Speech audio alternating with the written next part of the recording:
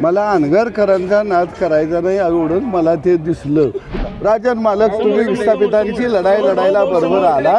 राग कुणाला आला, मला काय राग येत नाही तो.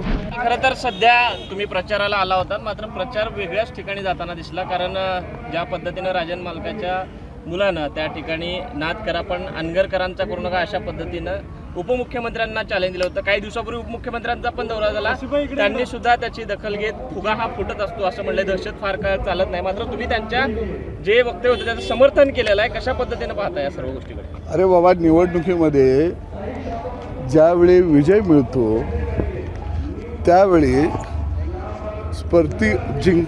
जिंकलेल्या युद्धा हा आनंदानं गरजत असतो की बाबा नाद करा पण आमचा करू नका. पण हे म्हणायला काय कुणाचं परमिशन काढायला लागतं या. त्यामुळं मला वाटतं की तो आनंद उत्सव असतो, ते साजरा सगळेच करतात. बरं, राग कुणाला आला, मला काय राग येत नाही तो. राग का यावा, कारण विजयाच्या धुंदीमध्ये सगळेच नाचत असतात. गेली अनेक वर्ष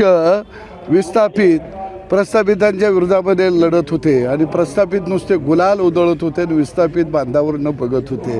आता पहिल्यांदा प्रस्थापितांना इकड तिकडच्या वाईट धक्का बसला तर कशाला वाईट वाटून घ्यावं.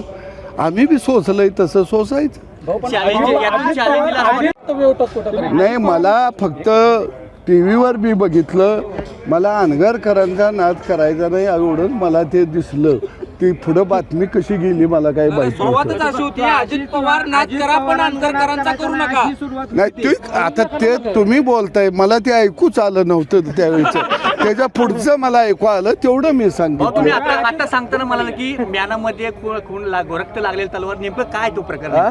आता आपण बोलताना सांगितलं की अरे मी असं सांगितलं की ही लढाई विस्थापितांची आहे. राजन मालक तुम्ही विस्थापितांची लढाई लढायला बरोबर आला. खऱ्या अर्थानं आम्हाने प्रस्थापितांच्या विरोधामध्ये लढण्यासाठी आमचा जन्म झाला. तुम्ही आमच्या खांद्याला खांदा लावून आला, आम्हाला आनंद वाटला.